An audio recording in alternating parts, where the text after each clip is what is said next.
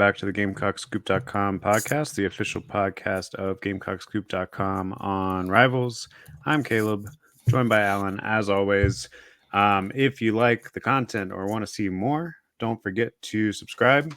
The best thing you could do for us is subscribe on YouTube or whatever podcast app you're listening to, and you'll get updates anytime we go live, which is about once a week. Today we're going to talk mostly spring game, although there's some baseball to talk about, there's some recruiting to talk about, but this is our last, football on the field content for about 4 months, and I think that there's a lot to really break down from what we saw, with the caveat, of course, that the spring game is the spring game, and it's sometimes hard to fully know how much of an impact that one scrimmage essentially actually has. But before we get into the spring game, let's talk a little bit of recruiting on the basketball side of things. South Carolina lost Josh Gray to the portal, but then immediately picked up Jordan Butler from Missouri. Butler was down to Missouri and South Carolina right at the end of his high school recruitment. Spent his freshman year in Missouri. Didn't have the best season, although I think he play fits a bunch, but yeah, exactly. I think he fits Paris's scheme a little better than he did out there, and yeah, I mean, you just gotta hope that he develops. I mean, it's hard to say that you'd rather have him than Gray right now, because I just think Gray kind of had reached a point that you hope Butler reaches. But nonetheless, you kind of fill that role. I think you still have 2 scholarships available now with Butler there. I think you still probably try to find a more experienced big man a point guard and a guard. Exactly.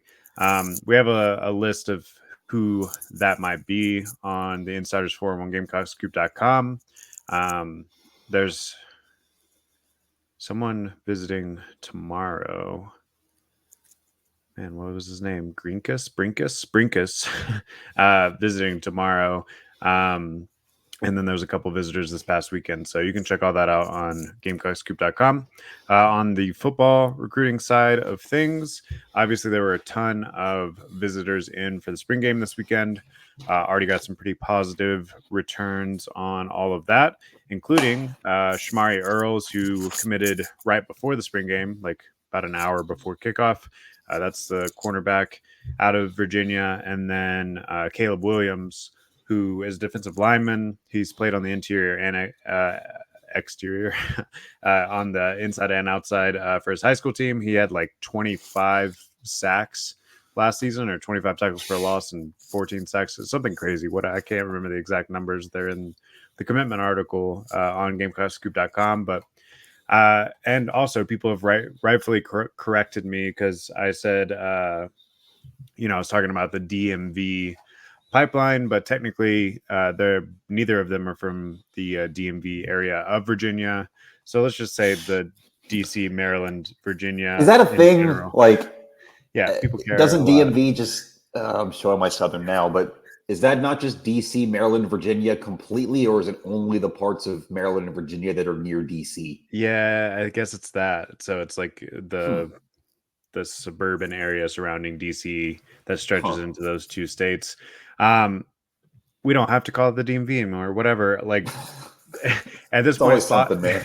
At this point, the obvious point is that Beamer and his staff have created inroads into the Mid-Atlantic region of the United States. And yeah, I mean, we're starting to just see them shut the door. Really, the Palmetto State in general has shut the door on the state of Virginia so far in the 2025 class. I know Clemson has signed a couple of the top 5 guys out of there too. South Carolina just signed 2. They're on the short list for another one in Kendall Daniels, who was supposed to commit on Sunday and then didn't. So we'll see what happens there. He has a pretty extensive offer list, so I don't know. Maybe he's going to take his time a little bit more. I know he's got a couple more official visits on the books as well, but still haven't fully heard why he did not commit on Sunday one way or another. But obviously we'll keep you posted as we do. All right. That's recruiting notes. There's a bunch more coming out of the spring game. You had Zayden Walker back on campus. You had David Sanders. That's the big one, yeah. Um, yeah, so a lot of big names that I think you made an impression on. Jared Smith, that's an edge rusher out of Alabama.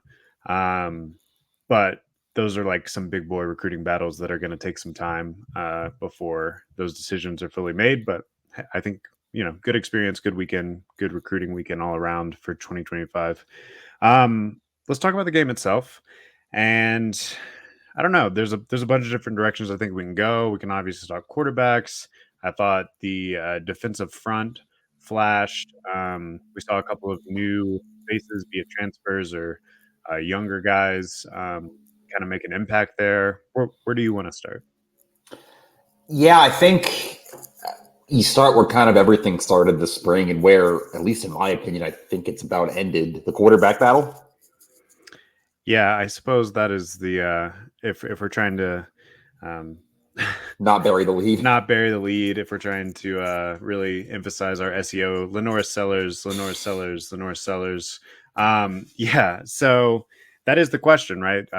Beamer seems to not want to say that the quarterback battle is over, but anyone that watched that game the other day, anyone that's kind of been keeping up with our coverage of spring ball, it seems like it's kind of over. I mean, even ESPN or SEC Network, whatever, um, kind of referred to him as the starting quarterback after the game, did a one-on-one interview with him after the game. It seems like it's a formality at this point. I don't know. What do you think? I think I can understand Shane and Dowell and whoever else not wanting to name us quarterback. One, the portal's still open. It is for another week. So if you do that, Robbie Ashford could jump back in the portal. And then you're back to square one where you were in December looking for someone to push Lenoris. Um, and two, I don't think it hurts to leave it open right now. It's April 23rd. You don't have to. I think we're 130 days away from the first game. You don't have to name a quarterback now. No one's making you. Um, but also, yeah, I don't know how you watch that game and think Lenore Sellers could have done more. 9 for 11 passing, led the first unit on a touchdown drive to start the game.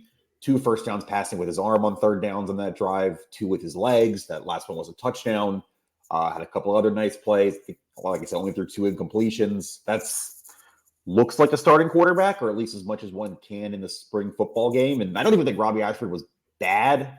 I thought he got the worst end of the offensive line stick in that game. He got sacked, I think, 3 times in the first half.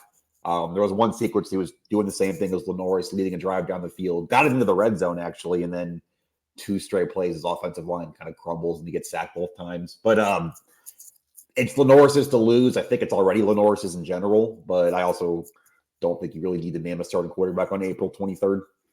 Yeah, to me, even in the play calling, I guess it seemed like they trusted Mm-hmm. Lenoris a little bit more than Robbie Ashford. Robbie Ashford attempted what, one pass? I mean, it was completed, but I Mazio Bennett had to make a little bit of a I think there acrobatic catch were for it. maybe a couple other plays they wanted him to throw, and like I said, Right. the protection broke down. But Sure. yeah, it was pretty clear where the first—I don't want to say first team play calling was because it was all vanilla both ways, but where there was more aggression, I guess, if you want to put it that way. Yeah, and again, it's hard to kind of tell from a spring game. Like you said, the offense was very vanilla. They didn't really let him open it up down the field at all. A lot of it was behind the line or short game stuff. But actually, I thought it was kind of good to see him go. What was it? 8 for 10, 9 for 9 for 11, 11. 9 for 11. Even with the short game stuff, because that was actually where my question was his accuracy and some more short intermediate stuff. I already knew he could sling it, right? We saw that a couple of times last year when he did step in. So I think that was encouraging to see. And I don't know that you needed to see him throw a 60-yard pass down the field, although sure, that would have been exciting, but we've already seen that, right? We already know that he has that in his repertoire. Um, you mentioned the offensive line.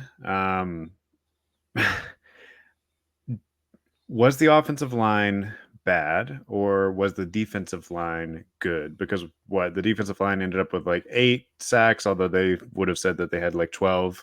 Yeah. I kind of agree with the sacks that were called or not called. Early in the game, there was a few that it seemed like they put like a hand on Lenoris or Yeah. a hand on Robbie Ashford, and they're like, "Oh yeah, we got him sacked." It's like those are 6'5", 230-pound fellows. So Yeah. I don't know that you're bringing them down in that Necessarily way, in a real game. Yeah, exactly. right?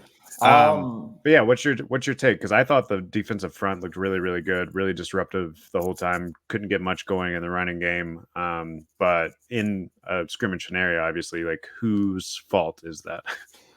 I thought the two best individual players in the field, maybe if you want to take out Norris, the two best players in the field overall were both defensive ends, which I know we're going to talk about in a minute, but Brian Thomas Jr. and Dylan Stewart, in my opinion, were the two best players in the field. So you factor that in for sure. And then also, I think there is a real offensive line thing of because they kind of did this draft style, and Beamer said the linemen were split up between the two teams. It wasn't necessarily their 1 through 5 on one team and 6 through 10 on the other. They didn't do first team versus second team. So I'm going to read you the lines, and I guess you tell me what you thought. This is what it was for most of the game. It was on one side, you had from left to right Josiah Thompson, Kamar Bell, Vershawn Lee, Torricelli Simpkins III, and Kason Henry. And then on the other side, I just had it open. It was Tree Babalade, Blake Franks, Ryan Brubaker, Trovon Baugh, and Aaron Parks. And I think we're both in agreement that your 5 best linemen are in there, but that's a mix of the two. Yeah, I think the part that's inarguable, I guess, is just that you have more depth on the defensive line than you do on the offensive line. And I think that's where the discrepancy in this scrimmage came from, more than the offensive line is just as bad as last year. Now, I understand people wanting to, or not wanting to, but having that fear because of how hamstrung the offense was last year because of that issue. And, it was kind of an ongoing issue all year last year. But I really do think that that's it. I think you probably have 6, 7, maybe 8 deep on the offensive line that you feel pretty good about, which is more than you could have said last August. But I think you're more like 12, 13 deep on the defensive line. And especially as the game wore on and you started having, walk on offensive linemen in there versus Monkel Goodwin, who is, maybe on the third level of defensive line right now, but that's a, former 4-star that played at Alabama or was, on the bench at Alabama or whatever. Nick Saban liked him. Yeah. DeAndre Jules is a 23-year-old graduate transfer that's got D1 experience at Pittsburgh. Yeah, but those guys were your late game defensive linemen versus your late game offensive linemen, which just don't have that level of depth. So I do think you have to just keep that in mind before being overly critical of the offensive line. But I understand the trauma from last season that have people a little afraid there. Yeah, I think my one question, I actually think if you want to maybe set it up that way, you feel pretty good about your left tackle with Tree. You like Vershawn Lee at center. He's got the experience there. Trovon Baugh played at right guard pretty much the whole season last year. Between Bell and Simpkins, you probably have a left guard, one of those two. I think your question right now is kind of right tackle if you wanted to be concerned somewhere, which you shouldn't. It's April. But Kason Henry's been hurt for 2 years. Aaron Parks was trying to block a really good defensive end group, but didn't Marquis look great. Anderson still struggling to come Yeah, back from I think if you have to have an issue right now, it's probably that right tackle spot. Yeah, and those names that we mentioned just now, I think all you see a path for them being ready. Josiah Thompson, maybe even if you can put on across. Put on a little extra weight here over the summer. I think he has the footwork and mentality to start as a freshman, but still maybe that's not your most ideal situation. But still, I guess my point, even if that was the case, the line that you just laid out, and even if it is you starting a true freshman Josiah Thompson somewhere along that, I think you're in a much better position than you were last year. Yeah, Tree and Tro alone having a year of experience each puts you in a better position than last year. But yeah, I do think that it was a little frustrating to watch offensively, but on the flip side, pretty exciting to see Dylan Stewart out there, true freshman, doing his thing. He very much looked the part. Saw a variety of moves from him. You know, he already had a swim move. He was using his speed some, but I also saw him just straight bull rush through Sidney Fugar a couple times. Yeah. You know, yeah, competition noted there, I guess. But I feel like I always take a shot at him every show. I don't mean to. I'm sorry, Sydney. But he did have a play too where he did kind of ragdoll Case and Henry for one of his sacks, or maybe one of his tackles for loss. But it was everybody. Nobody could really block Dylan on Saturday. Well, and I think we knew he was going to make an impact as a pass rusher, even as a freshman. But something that was encouraging for me to see was the impact that he made in the run game, in the screen game. There was one hustle play where it was a behind the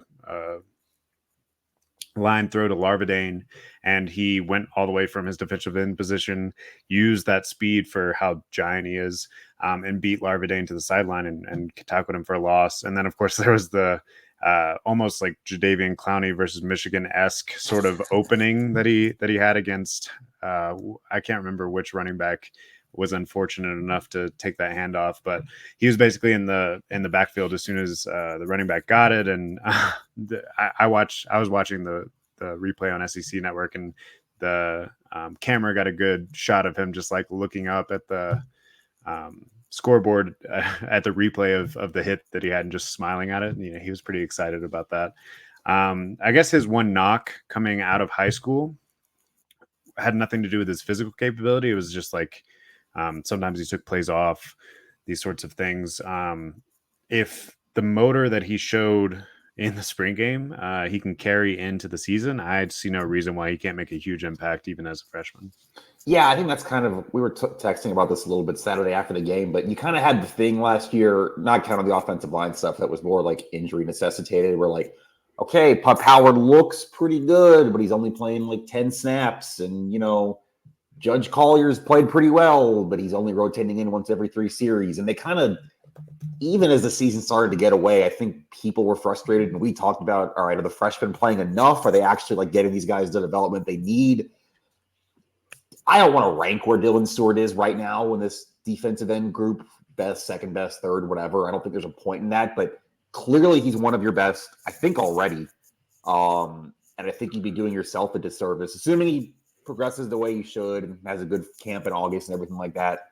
I think you're doing yourself a disservice if he's not playing significant snaps right off the jump. No, I agree, but I also do think you saw some flashes from Kyle Kennard. That's the Georgia Tech. Yep. Gilbert Edmond had a sack. Gilbert Edmond, who is back. Both those guys are seniors now. So I don't.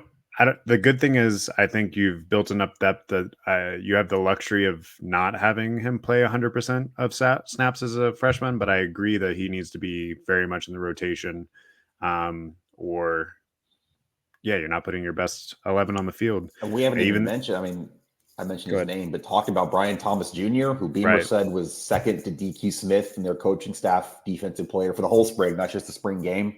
7 tackles, had a sack. I think 2.5 sacks, actually. 7 tackles, like probably the best player on the field overall. I felt like he was in on every play. Yeah, I know, I agree. And even I thought Desmond Umeozulu flash. You look on the interior, obviously you have Alex Huntley, Boogie Huntley, and Tonka Hemingway coming back, TJ Sanders coming back. But we just talked about Goodwine and DeAndre Jules, I thought looked pretty good. So to me, this is the deepest front 4, and really we can get into the linebackers here too, front 6 that South Carolina has had in the Shane Beamer era. And to me, that has me really excited about the defense. And again, it's a scrimmage, so you're like, well, but what does that say about the offense? I genuinely think that you can say that this defense is going to be pretty good. Yeah, I think that's fair. We talked about this so many times. Big believer that it just kind of starts at the tip of the sword, and they didn't have. It got better as the year went on, but for most of the year last year, you didn't have a pass rush. You didn't have guys who felt like could get after the quarterback. And that just kind of helps everything behind you. I think you feel better about your secondary when you're rushing the passer like this. I think you feel better about your linebackers. I mean, I'm trying to think what other like notes I have secondary. Like Bakari Swain interception, and I think he had one other tackle for loss in the fourth quarter. He looked good. You've still got that kind of open battle at corner opposite O'Donnell Fortune, whether that's him, Judge Collier, whatever else. Sabari Sandy's out now, so there's going to be some more reps for somebody, at least in practice. I feel like you're underselling it by just calling it an interception. It was a pretty athletic play. Yeah, that's fair. That's fair. It was. I should have. Yeah, it was a fourth down play too. He went up one-handed, tipped it to himself. Came down with it. And that's the thing. He was being recruited out of high school as an athlete. Could have gone and played offense somewhere. His ceiling is probably a little bit higher on defense, but we did see him in there for a trick play on offense where he was. Forgot about that. Yeah, that didn't look great. No, yeah. What was it? It was Gerald Kilgore, yeah. Gerald Kilgore, who actually did play quarterback for a while, but had a rough throw where Swain was open in the back of the end zone, but wasn't ever really that close. And then we did see him. I mean, obviously they didn't do any live returns, but back there for punt return some. Yeah. So it won't surprise me to see Swain end up with the ball in his hands some. And that's something that we can talk about here too with the receivers. But if he ends up beating everyone out for that other corner position, maybe they just lean in on that and let him return a couple kicks here and there. What did you think of the wide receiver performance? I think, like we've already said, the offense was pretty vanilla, but I don't know that anyone super flashed. Mazio Bennett did some nice things. True freshman. Gage Larvadane, who we heard throughout the spring was having a nice spring, had a couple of catches, but just there was nothing that was overly memorable, I suppose, from that wide receiver group for me. Yeah, I'm trying to think too. You didn't see much of Jared Brown. I think that's very much not consequence, but a result of the offense being vanilla, because I think they want to use him a lot of different ways more when the season gets here. That's the Coastal Carolina transfer. Amari Huggins-Bruce, I think he had one play where he kind of popped, broke a tackle, showed a little bit of burst. Tyshawn Russell actually. That's true. In the first drive from Sellers. Yeah, he looked pretty nice, and we know that they have a little bit of a connection because they played a lot of second team practice last year together. He caught a touchdown from Sellers last year. That Furman game, wasn't that him? Yeah, that was the deep ball. So, and then I thought Russell in general flashed as a freshman, but then he had a couple of drops near the back half of the season that you sort of, I think they stopped going to him as much after that. But if he's gotten that under control, then I could see him taking a big step forward this year too. Yeah, I think the receiver thing at this point is we've had this discussion. I feel like you have a lot of you feel like you have the guys. You don't know if you have the guy or who the guy is, and that's for summer and camp and everything to figure out. But I feel like some of the parts you probably feel okay about what you have there. And is it possible that you don't necessarily need the guy, right? You know that, or you think that the run game is going to be a strength for you once Rocket Sanders is back. You know that you have two tight ends that can factor into the passing game pretty well, and Brady Hunt and Joshua Simon. Yeah. Which Brady Hunt flashed a little bit, I guess, on offense during the spring game as well. And then you do have all these guys that are kind of tacticians, can find open space, and obviously Norris Sellers is dangerous with his legs, as he showed a couple times in that game. So obviously it'd be nice to have this alpha dude that, Xavier Leggett sort of guy that you had last year. But I don't know if it's a necessity or not for this offense to still score enough points. Yeah, I think that's just the by committee approach. And like you said, I think we were texting about this Saturday too, but it's so hard to even make an offensive judgment when. Is it fair to call Rocket the most talented player on the offense? I think it is, with the SEC track record, what he did at Arkansas when he was healthy. At least the most talented known. The most talented known commodity on your offense didn't play in the spring game. Yeah. Or maybe the most proven, what you should say is. Yeah, I think this is just an entirely different look. Running game. I think obviously you can throw it out of Rocket in the backfield, just kind of opening everything else up. I think it just looks different when he's healthy, and He said he's on track, or Shane Beamer said on his Carolina calls before the spring game, he's on track for football activities in June, which is what you want to hear, but you still got to obviously progress to that. And hopefully, if you're South Carolina, he's ready to go by the time camp gets here in August. Yeah, speaking of talent that wasn't out there, Nicholas Harbor obviously didn't participate in the spring game. I believe he had a track meet earlier that day. Third best time in program history for the 100 Yeah. meter. Yeah, so he's having a great track season as a freshman. I think I just saw he was named SEC co-freshman of the week for track and field. But the question still will be how much development has he shown as a wide receiver, as a pass catcher, using that big frame, as we've talked about, to high point the ball, all those sorts of things that we didn't necessarily see a ton of as a freshman. But there's no doubt that he's got all the physical tools there. So it'll be interesting to see how he puts that together, has a strong summer, what he looks like in the fall as well. Yeah, and there's also I think it'd be huge for him. I think it'd be cool for this program. But if he ends up, even as an alternate, going to the Olympics, that's going to take him out of the first 2 weeks of camp too, which I don't think anybody's telling him to not go to the freaking Olympics to do 2 weeks of fall camp. But still, when you're having that particular discussion, it could factor in. Right, and they did know that going in to his recruitment that was a possibility, but it's just difficult because it's a position of need, right? If this was, I don't know, insert position that is, if he was playing tight end right now or defensive end right now, I maybe it wouldn't matter as much. I guess that brings us to our next point. What did you see, or what did you not see in the spring game that you think that South Carolina still needs to target here in this little spring portal period that's still open right now? Yeah, we already had the right tackle discussion. I think that's not the hardest position, but up there with the hardest ones to get, just because everybody's looking for offensive linemen in the portal. And if they're in the portal in the spring, there might be a reason for that.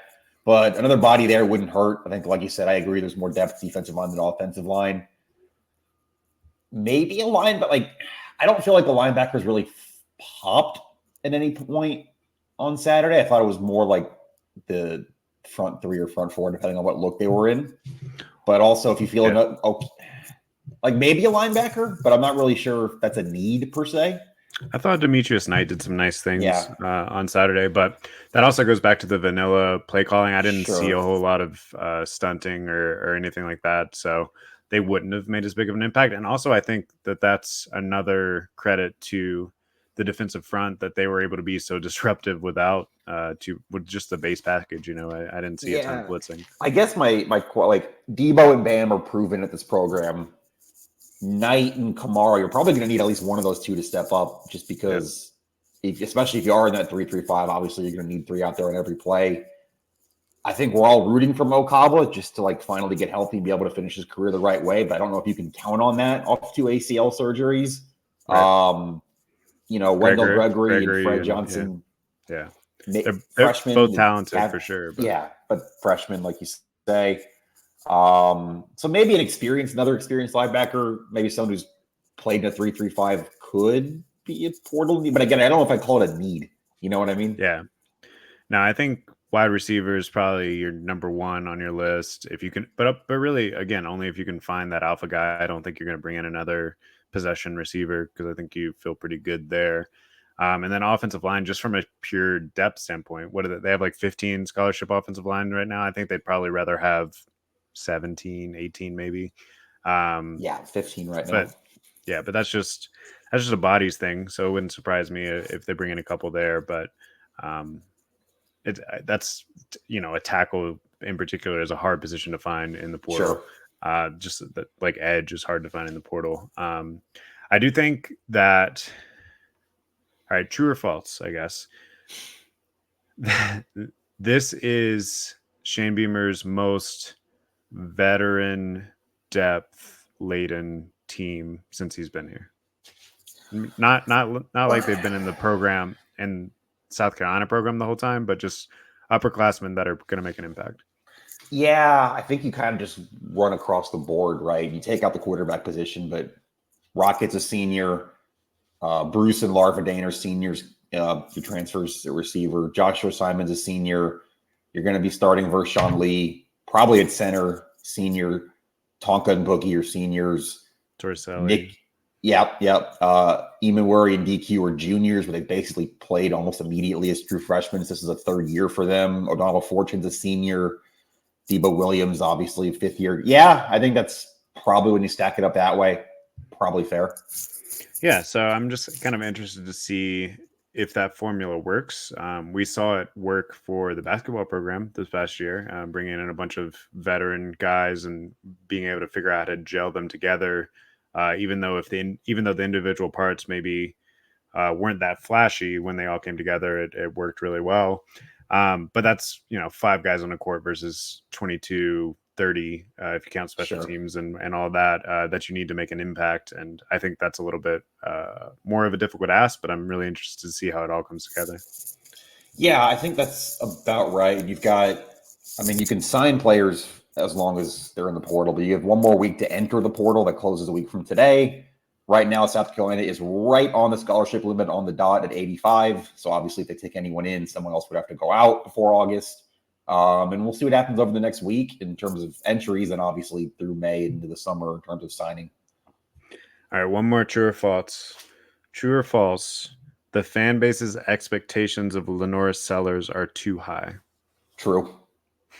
I think the problem is he hasn't really had a bump yet. You saw him in 3 games last year. He played well in all 3. He's played well in both of his spring games. No one's seen him struggle. I'm not saying he can't handle a struggle. He can't bounce back, anything like that. But when all fans have ever seen in public is they don't see his practices, I guess. I mean, neither do we for that matter. But when all they've ever seen is him throwing bombs and running for touchdowns, yeah, I think you're going to think he got the next Cam Newton. Yeah, I mean, he's still a redshirt freshman. He is going to face adversity at some point. I do think, according to Dowell Loggins and everything we've heard, I mean, even just like if you use your own eyes in some of his press conferences and stuff, he seems like an even-keeled person. Seems like he can handle it maybe mentally, a little bit of adversity, but we haven't seen it proven out. And yeah, I think he can be very, very good. But I think if you have the expectation for him to be this fully polished, NFL ready quarterback, I don't know if you're going to see that in the fall. People have that because that's all they've seen so far. Right. No, and that's to his credit. I think he has that upside. I think he has the upside. The sky is the limit as far as the ceiling goes. Is he going to be perfect as a redshirt freshman in the fall? No, obviously not. Yeah, I think that's probably a fair way to leave it. I still think, just to kind of bookend the conversation, he is going to be your starting quarterback when they take the field against Old Dominion in August. And I would certainly imagine, again, if that's not going to go down to the last week of camp, I don't think they want to do it now, but I think sooner than later, Lenoris will be named the starting quarterback. Yeah, I wonder. So we know that Beamer and his staff are having the one-on-one conversations this week with pretty much everyone on the team. I wonder what they're telling someone like Ashford, I guess. I also wonder what they told him when he came here, all that sort of stuff. I mean, I imagine, it's that he has the opportunity to compete for the starting job. If he's been watching the same stuff that we've all been watching, then writing's kind of on the wall there, I think. Right. So, but obviously South Carolina would love to have him as that backup option because he's got SEC veteran experience. I think you need him. I don't even think it's a want. Yeah, exactly. So that's kind of the delicate balance, and I mean that's the balance that we were talking about when they were looking for a quarterback in the portal. So yeah, it'll just be very interesting to see like how Ashford handles potentially being the second guy, and whether or not he's looking for a more straight line to a starting position, which I'm sure there are some opportunities out there. Yeah, I think that's probably fair. And I think I also, again, that comes back to what they told Ashford. We don't know exactly what they told Ashford before he got in, because I I can't speak for you, but I think spring ball kind of went about the way I thought it would. Lenoris looked how I thought he would. Lenoris has separated himself like I thought he would. This looks about the way we all kind of thought it would when they were looking for a quarterback to push him, that it would still ultimately end up being Lenoris. No, definitely. I wonder if the guy that got recruited out of high school to Oregon, has played in the Iron Bowl Sure. at Auburn, is willing to sit and kind of be there as that backup option, which, like you said, is very, it's an essential position on the team, but it would take a lot of it would take a certain type of person to kind of swallow your pride and take that position, I think. Yeah, for sure. And that's, again, if that's what's happening, is 1 week left of the portal. And then we'll see. We didn't even mention Dante Reno yet. Had a pick, also had a touchdown. Didn't see a whole lot there. I mean, there was a couple flashes. We talked about that with a lot of players, but one half of vanilla offense against second, third team defense.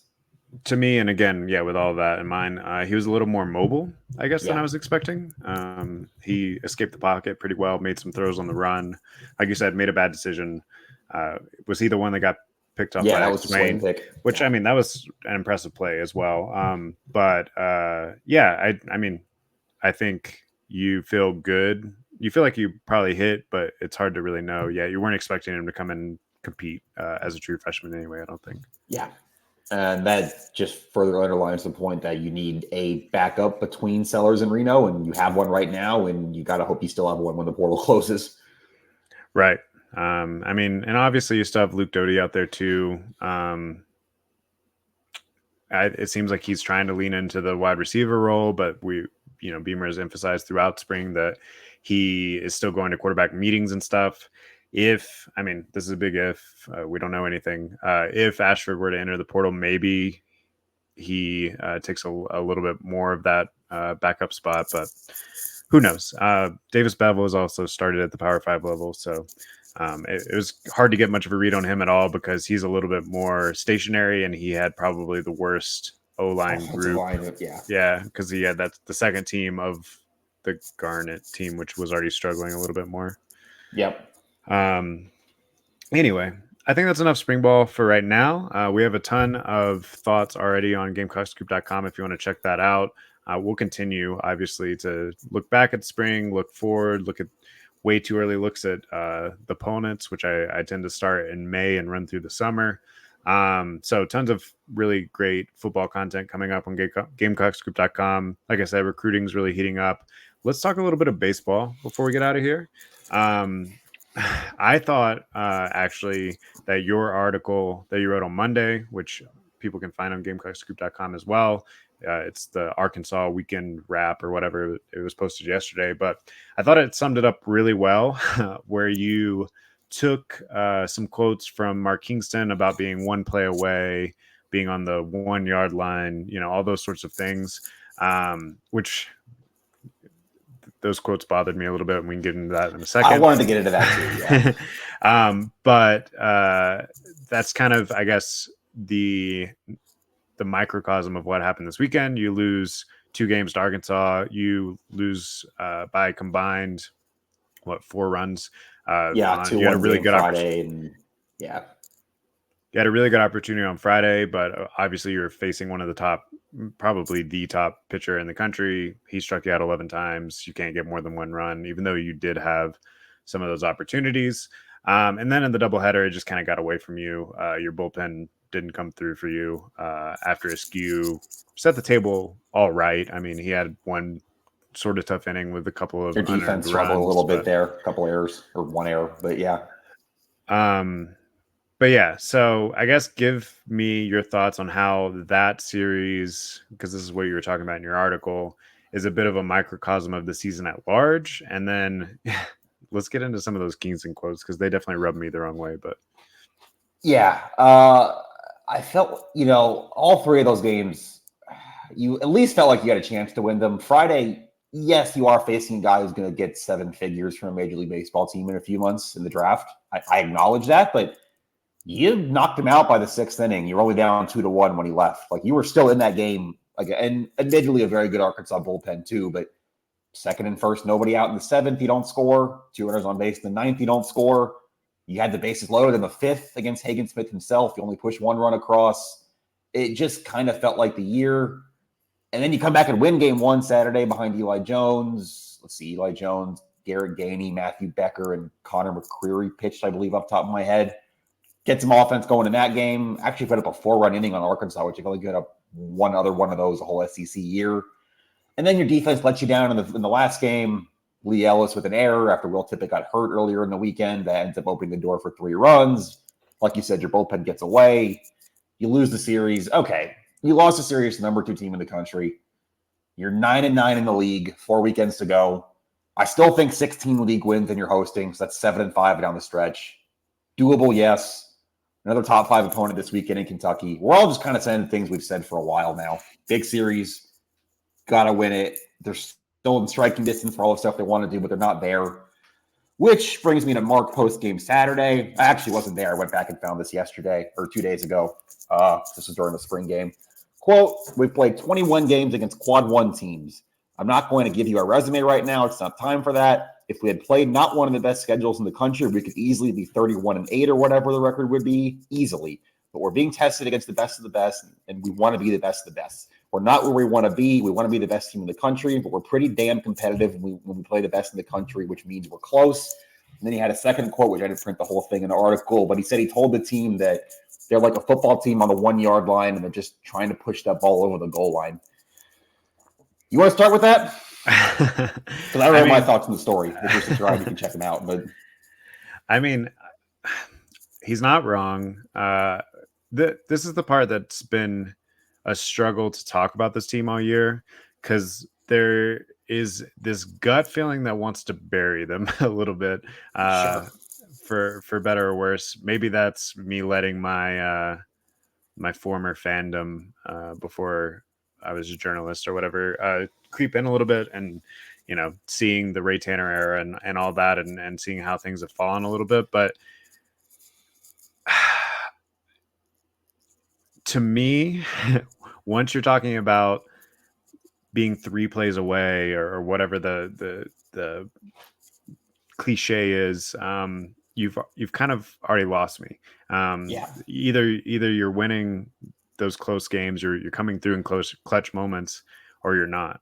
And throughout the entire season, other than the Vanderbilt series, I'll give them some credit for that sweep there. Tough road win at Florida. Okay. It's like the kid in the honors class that like procrastinates on everything and then like pulls like a B-, and you're like, okay, like that's good, I guess, but you just feel like there's so much more potential there, and they've never reached the height of that potential. And to me, maybe this is a little hot takey, to me, if your attitude is we're so close, and that's what he's saying within the locker room or whatever, then maybe that's why you have a B-. Yeah, I don't disagree with anything you just said there. I think you can kind of put this whole year into, 2 1-run losses to Clemson and a couple 1-run losses early in SEC play. And you had a 1-run game Friday. And man, the season's 3/4 over, regular season at least. Like, you're more than halfway through SEC play. Like, this might just be what it is. I don't necessarily buy that you're on the 1-yard line. Or if you are, as I wrote, it's 3rd and goal because you've already been stuffed twice. Like, you're kind of not moving. And also, if this is like year 2, fine. Different. It's year 6 if you don't count COVID, 7 with COVID. And I feel like every time it's kind of gone off the rails, which last season went pretty well, but every other year that has kind of gone off the rails, you've heard a lot of the same excuses, the injuries, the like whatever. At some point that gets old. I wanted to get to that too, though. Like, to me, the worst part of the whole quote is the schedule comment. Yeah, it's tough. You got a bit of a bad break that your crossovers, you don't play everyone in the SEC West. 2 of your crossovers were Arkansas and A&M this year. It's the luck of the draw. That's tough. That's 2 of the top teams in the country. Your other 2 are Alabama and Ole Miss, who are combined 9-21 against everybody else in the league, and they both took series off you. Yep. It's the SEC. The schedule's tough. I don't know what to tell you. Like, yeah. Well, and that is the thing. So you said they have to go 7-5 down the stretch. After this Kentucky series, things do seem to get a little bit easier, but but while they have proven that they can play with the top 5 teams in the country, or whatever it was that Kingston said, they've also proven that they can lose to pretty much anyone too. So how much confidence do you really have, even as the schedule gets a little easier, that they're going to shut the door well enough to end up hosting? I can't Maybe say I'm it could. confident. I wouldn't It rule it could. out, Yeah, but exactly. Yeah. It's felt like a 50-50 season. I mean, we've gotten on here and had the same conversation almost every single week. So sorry if you're getting tired of it. I don't know what other take to have. It feels like we're flipping a coin every single weekend. I'll drop a take. Win the series this weekend. Kentucky's good. Yeah. Kentucky's, I think they're ranked 4 or 5 right now. They've gotten off to a great start. They're not infallible. They lost a series last weekend at home to Tennessee, who's also really good, but still, they're coming to your building. They're good, but they're not Arkansas. They're not A&M. Take a series. Take a series up top 5 team. Show that you're actually close, that maybe you are on the 1-yard line. And then you can take some momentum into Missouri, into Georgia, into weekends you feel like you have a better chance. And maybe you can stack some series wins. But take a series this weekend. Like, I don't need to hear that Kentucky's really good and that they're Yep. also really good. It's a 1-swing game. Yeah, I mean, Go take a series.